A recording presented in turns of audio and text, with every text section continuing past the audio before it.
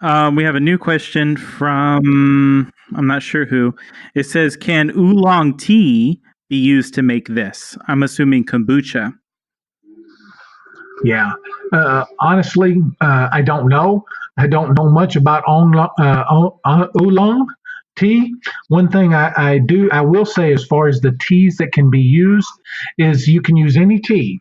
However, it cannot have oils. Some of your variety teas anymore have oils in them, and they seem to damage the kombucha. So you can use any tea as long as it doesn't have oils in it.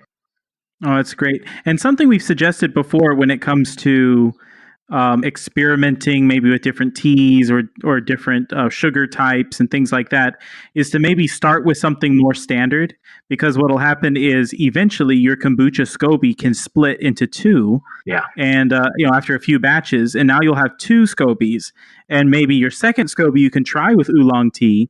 If it hurts the SCOBY, irreversibly, you're not out of luck. You still have a second, your original SCOBY or a second SCOBY that can stay healthy.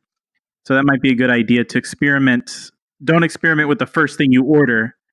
Yeah, and that's a good suggestion, Jacob, because when we say it has oils in it and it may damage it doesn't mean that it won't turn out just fine for a time or two. What it does mean is it won't keep your SCOBY healthy.